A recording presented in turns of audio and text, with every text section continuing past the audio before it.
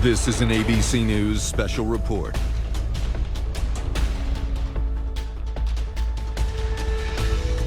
And good afternoon, everyone. I am Kira Phillips.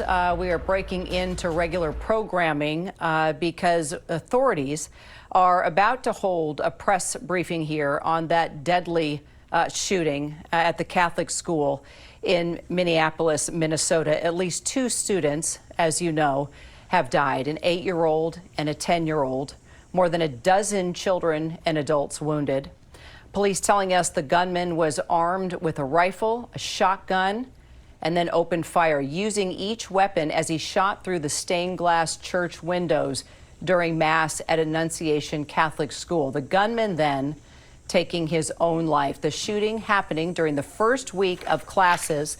Police say the children were targeted while they were praying during Mass, calling it a deliberate act of violence against innocent children. Now, just moments ago, FBI Director Kash Patel said the shooting is being investigated now as domestic terrorism and a hate crime targeting Catholics. President Trump also saying he and Governor Tim Walz, who you can see right there on your screen, shaking hands. He had come to the mic. We may hear from the governor first. He has said that Minnesota is heartbroken by what has happened here in Minnesota. The briefing now getting underway as the governor steps up to the mic. Good afternoon, everyone. Let's go ahead and listen in. Certainly a day and a news conference that no one wants to be at. A community behind us, Annunciation Church and School, committed to academics, service, and Catholic values, filled with the first days of school of beautiful children going to learn those values, share with their teachers and their classmates. And instead of that joy and that curiosity and that learning, they were met with evil and horror and death. And we often come to these and say, these unspeakable tragedies, or there's no words for this. There shouldn't be words for these types of incidents because they should not happen. And there's no words that are going to ease the pain of the families today. On behalf of all the people of Minnesota, our deepest sympathies. A wish that any of these words would make what you're feeling now better, but it won't. A place that's founded on community, founded on service, founded on family.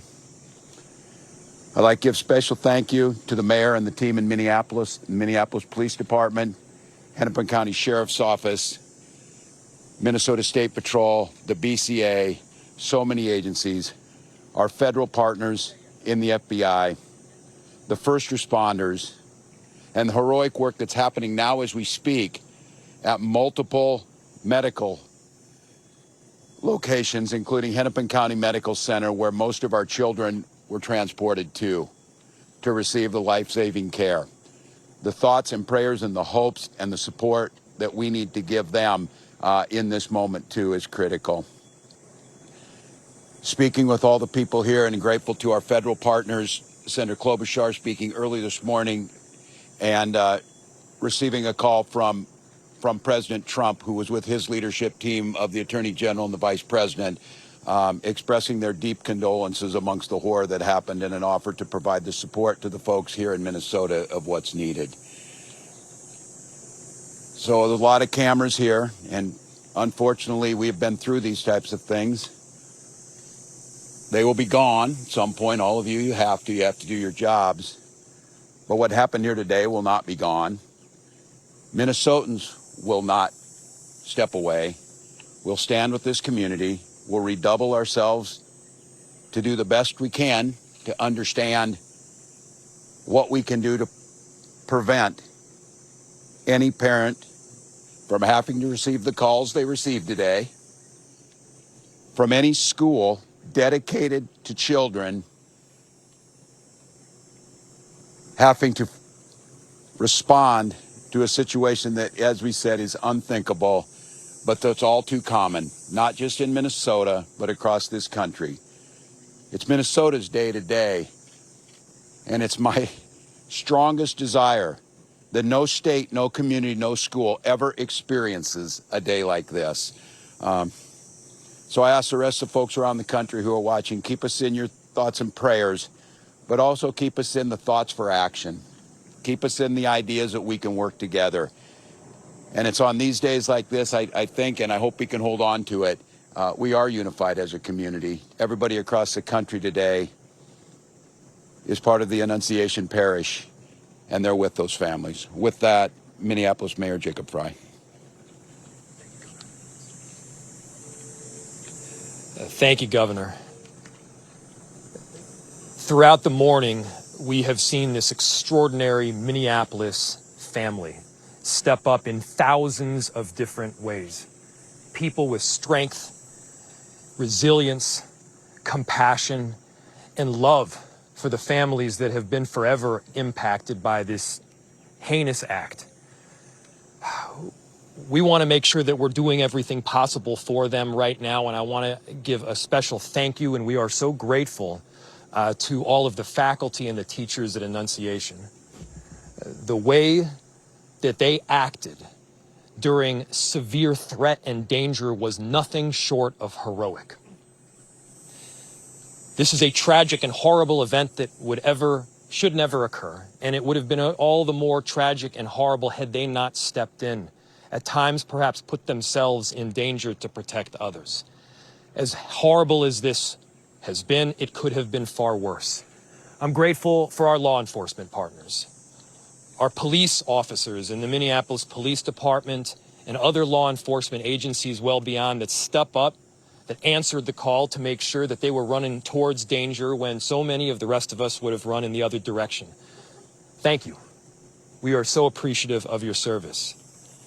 To Principal DeBoer and your whole team, the ethic that you have showed, the love that you've shown, it's flat out incredible. And at the same time, look, we need to be doing more than talking. It can't just be words. There needs to be action. And when we have seen school shooting after school shooting, when we have seen churches get shot up by horrible actors, I think the impetus has to be on all of us as leaders to do a whole lot more, to recognize that we've got more guns in this country than we have people. And it's on all of us to recognize the truth and the reality that we can't just say that this shouldn't happen again and then allow it to happen again and again beyond that. It's on all of us. And I have heard about a whole lot of hate that's being directed at our trans community. Anybody who is using this as an opportunity to villainize our trans community or any other community out there has lost their sense of common humanity. We should not be operating out of a place of hate for anyone. We should be operating from a place of love for our kids. Kids died today. This needs to be about them. This needs to be wrapping our arms around these families with every bit of love that we can possibly show. And I know that our Minneapolis family and well beyond is prepared to do exactly that. And so my message to everyone out there is, again, these families are experiencing some acute pain right now. But don't just think of these as somebody else's kids. Think of your own. Let's make sure that we're acting now to not just say it's never happening again, but ensure it doesn't. Our chief of police, who's been working tirelessly throughout the day, along with, again, a number of different law enforcement agencies, investigators, federal partners, state partners. Thank you, Senator Klobuchar, for being here. Been working tirelessly, and I'd like to invite him up to give some more of the details that have come up. Chief. My name is Brian O'Hara, B-R-I-A-N, O''H-A-R-A. I am the Minneapolis Police Chief. Good afternoon, and thank you all for your patience as we continue to gather the facts in this investigation into this truly unthinkable tragedy that happened here earlier today. I want to make sure that we are providing the most accurate information possible, particularly as we speak around our victims. At this point, we know we have a total of 19 victims from this tragedy. 2 were young children, ages 8 and 10, that were sitting in the pews at Mass when they were shot and killed. They were pronounced deceased on the scene.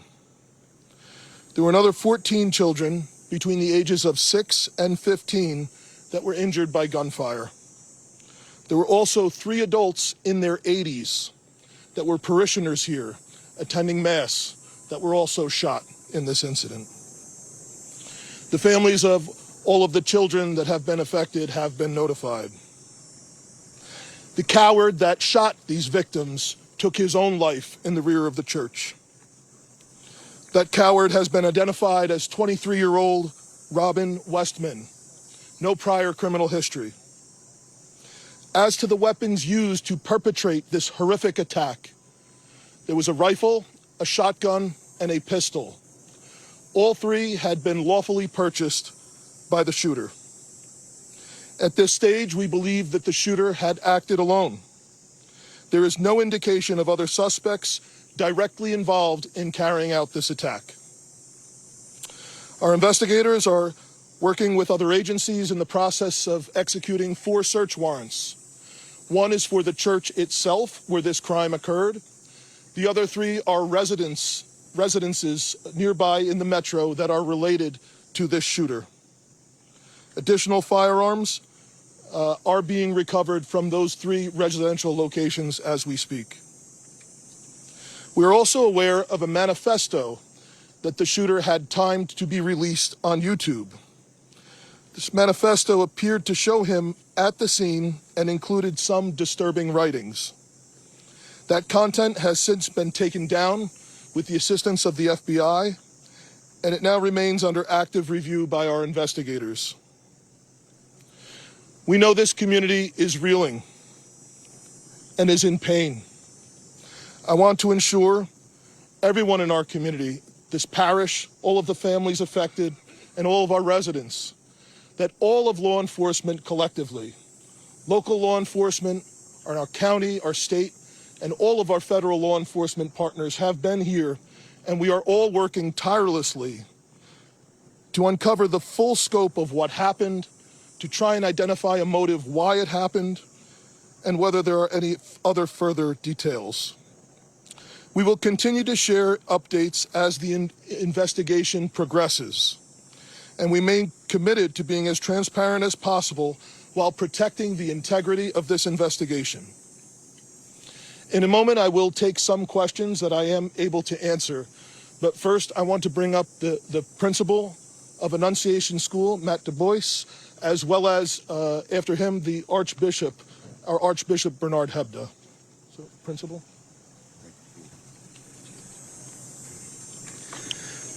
Good afternoon, everyone. To any of our students and families and staff watching right now, I love you. You're so brave, and I'm so sorry this happened to us today. Within seconds of this situation beginning, our teachers were heroes. Children were ducked down. Adults were protecting children. Older children were protecting younger children.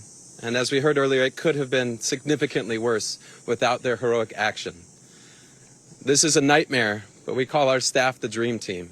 And we will recover from this. We will rebuild from this. When we planned for this school year, we intentionally chose a theme from the prophet Jeremiah chapter 29, a future filled with hope. There's nothing about today that can fill us with hope. We, as a community, have a responsibility to make sure that no child, no parent, no teacher ever has to experience what we've experienced today, ever again. I need everybody to commit those words to your speech patterns, never again. We lost 2 angels today. And please continue to pray for those still receiving care. We can't change the past. but we can do something about the future. There's an African proverb that says, when you pray, move your feet. So I beg you, I ask you to please pray, but don't stop with your words. Let's make a difference and support this community, these children, these families, these teachers. Never again can we let this happen. I love you, Annunciation family. We're with you, and we will be stronger when this is done. Archbishop Hebda will be coming next.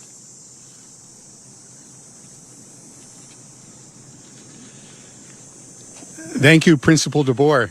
I'm so grateful that Mayor Frey and the Chief both mentioned how valiant you and your staff were. I'm so grateful to the pastor here at Annunciation, Father Dennis Zarin, for the deacon, Deacon Kevin Keneally, also were heroic in this time. But how sad it is, for sure, not only for the families who are directly involved, but indeed for families everywhere who feel the threat that comes from an event, a tragedy like today's. I would never want to correct a principal, but Principal DeBoer said it wasn't so clear where would be the source of hope. And brothers and sisters, we have to be men and women of hope.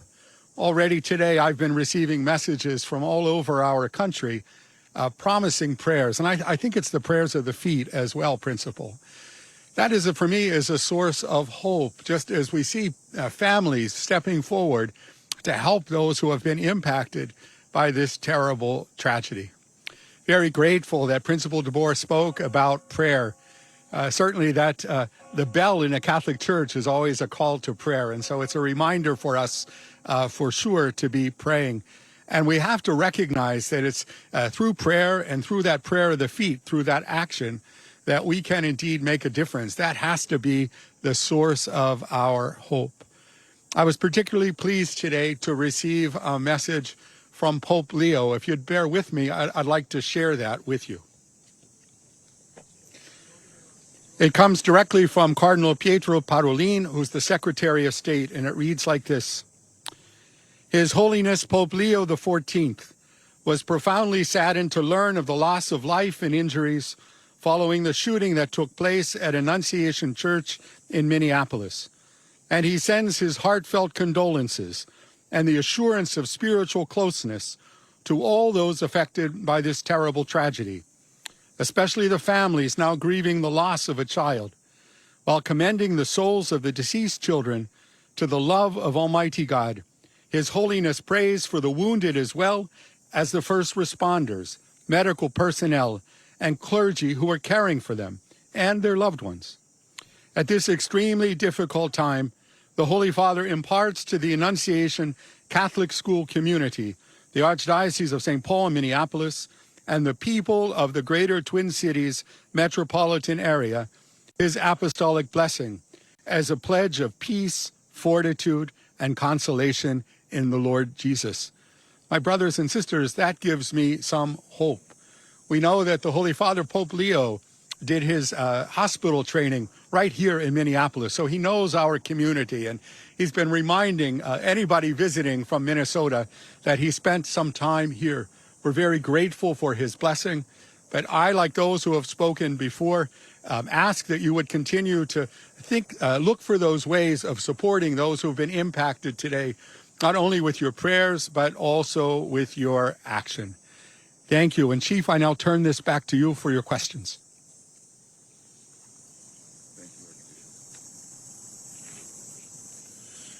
Thank you, Archbishop. As I mentioned, obviously the investigation continues in its preliminary stages. I will take some questions now, and additionally, we will let you know when we can provide some updated information. How are the injured students doing? What are their conditions at this point? The question from Matt was, how are the injured students doing? I believe all of them have their parents with them now, and they are all expected to survive. All of the remaining victims are expected to survive. There is a range of injuries, however. Chief, you said the weapons were acquired legally. Do we know when and where they were acquired? I can tell you they were purchased recently. Chief, can you tell us anything more about a possible motive here? We've also heard reports that the suspected shooter's mother was employed here at some point. Can you confirm that as well? Okay. So the question was on a possible motive and a relationship to the church or to the school. I have no information to share on a motive other than saying again that there was some sort of manifesto that was timed to come out on YouTube. It's been taken down and our investigators are going through that to try and develop a motive from that. Additionally, there are these 3 search warrants happening in residential locations, and we may very well, find more information or writings that could give some sense to that, but we don't have that now. And I cannot confirm a relationship between the suspect or his family and this church at this time, but that's obviously something we're looking very closely at. Can you confirm at this point whether it was in fact by the suspect, or you believe at this point that it is in fact from him? And second question. What was by the suspect? I'm sorry. Manifesto that you've been talking about. Yep. So the question was about the manifesto. We do believe it was by the suspect, yes. And we understand that we've seen some documents about a name change that somebody with the same name as the suspect has filed for a few years ago. Yep. Do you believe this to be the same person, that Robin Westman was in fact born with a different name at this point? And can you speak a little bit more about the identity? Yep. So the question was about the suspect, and he had a name change at some point in the past. I cannot confirm that other than confirming the identity, the name that I gave you, the age. That is the suspect. That's the person that we believe has caused this. Chief, you mentioned these videos posted on YouTube, seemingly scheduled to be posted right after the shooting. Is there anything that the suspect posted days prior, months prior, that could shed any light on your mindset? Yep. So the question was, we mentioned that the YouTube videos were scheduled to be posted. Is there anything else in social media that may shed some light into this? We do not have information on that at this time that I'm able to share. However, our investigators and our law enforcement partners are definitely looking at that. How many children and parishioners were in the church when this happened? So the question was how many children and parishioners were in the church when this happened. This was towards the beginning of Mass, so some of the children were already filed into the church and were seated. Others were coming in. I've heard estimates, but we will release a more definitive number. Chief, Minneapolis police officers have had a tough couple of days. I know we're talking about the children Yep. in this incident, but there were several shootings yesterday. Yep. How is the resource thing going for you? Are you getting help from other places? Yep. So Sue's question was resources for Minneapolis police due to the other challenges we've had the last 24 hours. Obviously, this has been the most difficult. The dozens of officers that responded to this scene, many of them are deeply traumatized by what they saw, as are obviously all of the children, all of the staff members, Father Dennis, everyone who was at Mass this morning. So obviously that has been our number one priority, is to care for the health and wellness of the officers that responded here.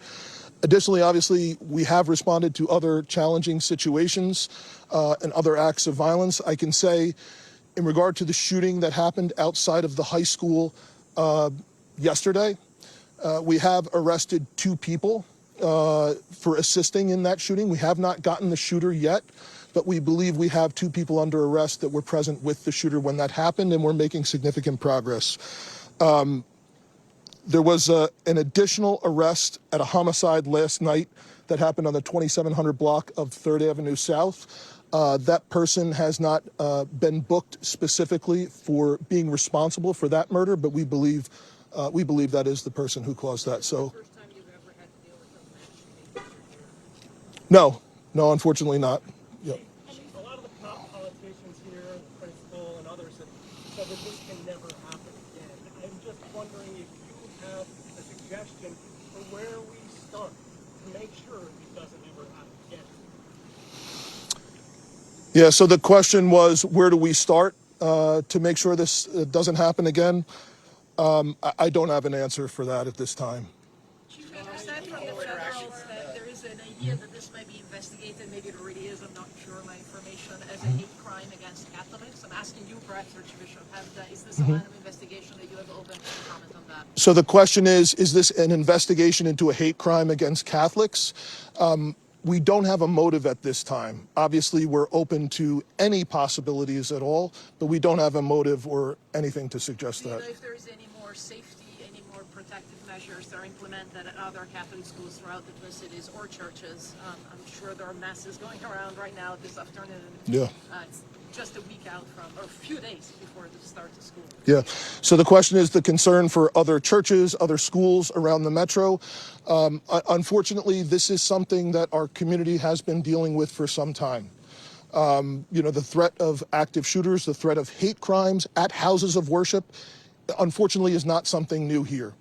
And of course, our precinct inspectors, our crime prevention specialists are available to work with both houses of worship, churches, and schools that do reach out to assist in any additional security measures or advice that we can offer them. About that to follow up. Are you aware if this is the first time that actually a Catholic mass has been targeted and there have been victims inside a Catholic church during mass?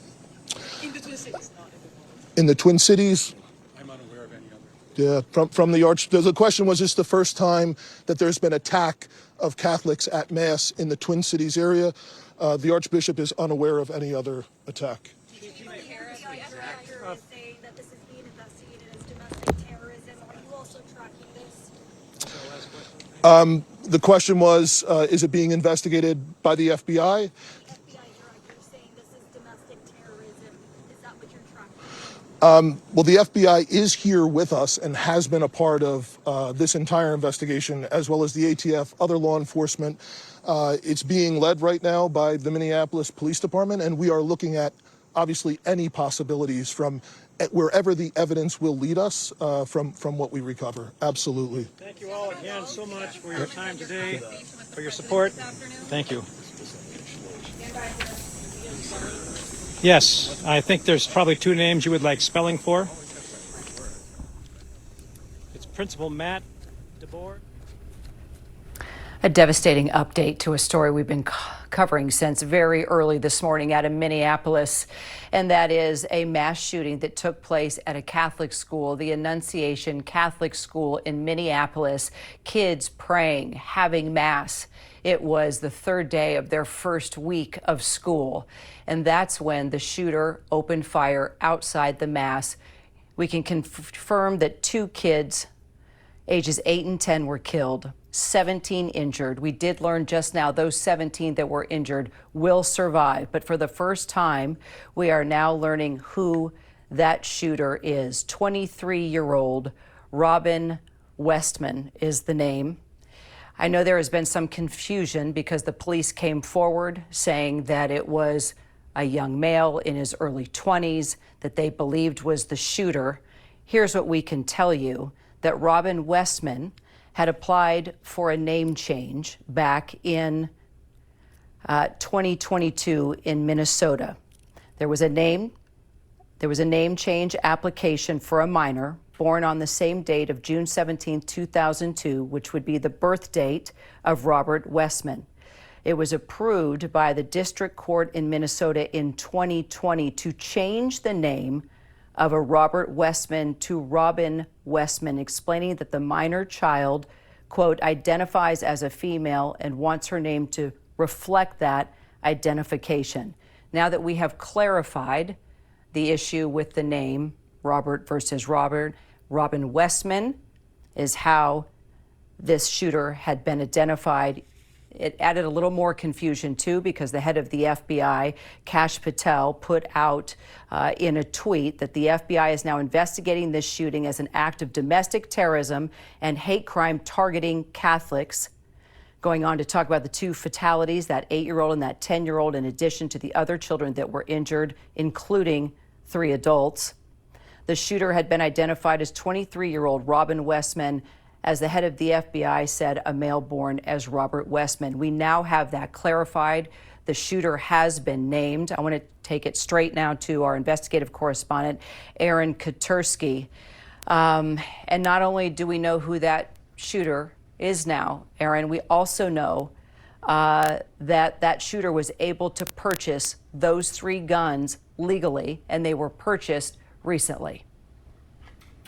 Purchased recently and lawfully, according to police, a rifle, a shotgun, and a pistol, all of them used, it's believed, by police in the course of the shooting that occurred while children and adults were praying at Wednesday morning mass. Most of the bullets, it's believed, were fired from outside as the shooter approached and fired through the stained glass, striking and killing an 8-year-old and a 10-year-old. There were 14 children who were injured, their ages 6 to 15. There were also adults in their 80s who police were injured. Thankfully, none of the injured are believed to be life-threatening with their injuries. They are expected to survive, according to police. And the question now that they've been able to trace the weapons is really going to focus on motive, Kira. 23-year-old Robin Westman was able to leave what police called a video manifesto that they're now going through to try and establish motive. We've also been going through it and can tell you there are crude diagrams of the church. There are also photos of the weapons, and they include all sorts of writings, the names of past mass shooters, criticism of Israel, the name of President Trump written on the guns. There are also racial slurs, nihilistic statements, all painting the picture of a disturbed individual who carried out this mass shooting on the first week of school at the Annunciation Church in Minneapolis. And still, it looks like investigators, Aaron, trying to figure out if indeed his mother was a teacher at this school as well. That question was asked on behalf of one of the reporters. That has been circling out on the internet as well. We still cannot confirm, though, if indeed this shooter was a student previously at this school or that his mother was a teacher there. There are some indications in what police are calling this video manifesto, timed for release to coincide with the shooting, that there may be some family connections to the school, Kira, but the police have not been able to confirm for sure. Aaron, thank you. I want to take it now to our Chief Justice Correspondent, Pierre Thomas. Pierre, after listening to what the police chief had to say, also the governor and the mayor, we learned a lot of new details about the weapons, that they were purchased legally. We now have the shooter identified here, but it's quite disturbing when we hear all the details about this manifesto that was set to go out on YouTube for the world to see. That has now been pulled. Absolutely, and it's a way that law enforcement can begin to understand what they're dealing with here. We should also point out, Kira, that there are at least 4 locations where search warrants are being executed. They're executing search warrants for the church, which is obviously a crime scene, and also there are 3 residences that are tied to the suspect that they're trying to gather material from as well. And they also pointed out that more guns have been recovered. So this young man had access to a lot of different firepower, and clearly what they are finding in that video manifesto, which they are feel very strongly is tied to him, is deeply disturbing. Lots of vitriol, lots of hate, and they're trying to figure out what was the triggering mechanism here. And what typically will happen is they're going to do a deep dive into this person's life, especially the recent weeks and months, to try to get a sense of what the trigger might have been, but also to understand what motivated this person to go to that church in this moment. And clearly, by the evidence that they're uncovering so far, there was a certain amount of planning, photos of the church, information about other mass shooters. This is a person who was basically drenching himself in acts of violence and thoughts of killing people. Pierre, thank you. Let's take it to our Chief White House Correspondent now, Mary Bruce. Mary, the President of the United States coming out quite quickly after word of this shooting circulated, putting out a statement. Not long after that, we now see flags there at the White House and across the country being flown at half staff. Kira, the president has spent the day behind closed doors, but continually monitoring this situation, receiving updates from his team. We do know that earlier he placed a phone call to Governor Tim Walz to personally convey and express his condolences to the governor and to the entire community and state. The governor thanking him, we are told, for his support. The president, as you mentioned, it's now been several hours since we heard from him directly. He came out early as this news was breaking and posted on Truth Social, noting that he was being updated and monitoring this and asking the country to join him in praying for everyone involved. Since then, as you noted, the president signed that proclamation honoring the victims, lowering the flags to half staff here at the White House and at public buildings across the country. The president doesn't have any public events on his schedule today. It's unclear when or if we will hear from him again, since we haven't heard from him since we learned more specifics about the shooter and some of the victims, including their ages. But again, he is monitoring this closely. We have also heard from some of President Trump's predecessors, former President Biden, saying there's simply no words to adequately mark such a horrific and painful moment. Former President Obama calling it yet another act of unspeakable, unnecessary violence, and saying we can't allow ourselves to become numb to mass shootings. And as you heard there from officials on the ground, repeated calls for action.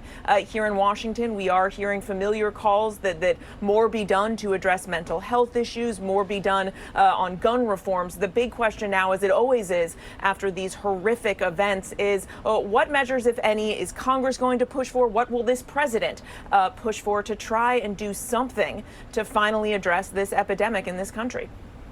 Mary Bruce, thank you. And we're also hearing from some of the survivors now of that shooting, including a 10-year-old student who was actually sitting in a church pew when the gunfire erupted, describing the terrifying moments that followed.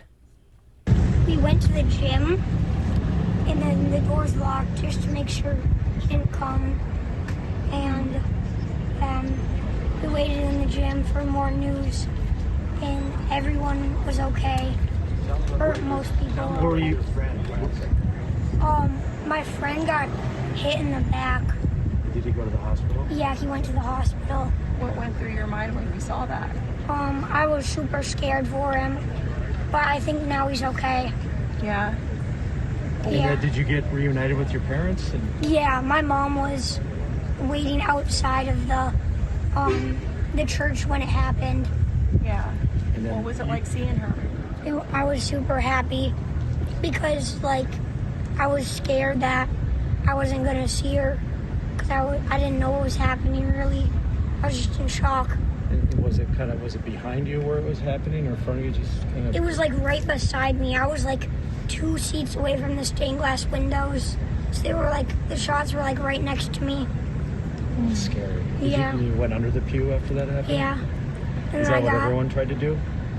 I think I got gunpowder on my neck. Straight out of the mouths of babes, so innocent. They shouldn't have to witness anything like that. And I think if you're a parent like me and everyone else that has had to cover this story, this hits all of us hard. And as you heard the mayor of Minneapolis say, hold your kids tight tonight.